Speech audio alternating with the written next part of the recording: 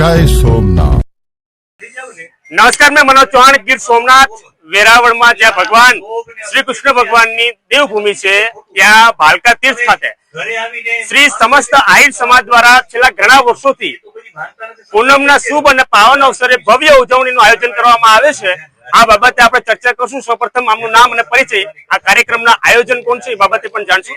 તમારું નામ અને પરિચય। મારું નામ સંજયભાઈ વાળા। જી સંજયભાઈ। અહીંયા હું વેરાવળથી છું અને આ સમસ્ત કાર્યક્રમનું આયોજન સમસ્ત આહિર સમાજ કરે છે અને એમાં ખાસ કરીને આહિર સમાજ ભાલકા પૂર્ણિમા સમિતિ કરીને જે યુવાનો છે બધા એમાં કાર્યરત છે।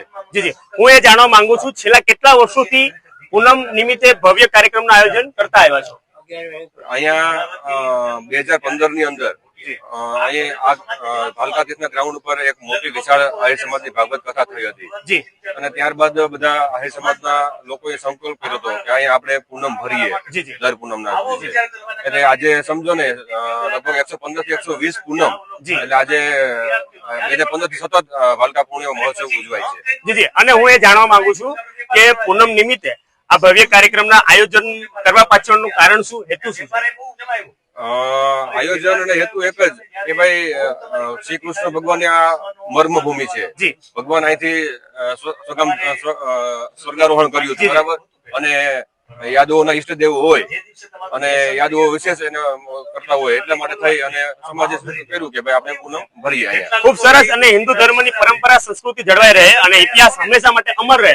હવે ખાસ આપણે એ જાણવું છે કે પૂનમના ભવ્ય ઉજવણીના કાર્યક્રમમાં કયા કયા પ્રકારની ભક્તજનો માટે સેવા અને સુવિધા પૂરી પાડવામાં આવે છે?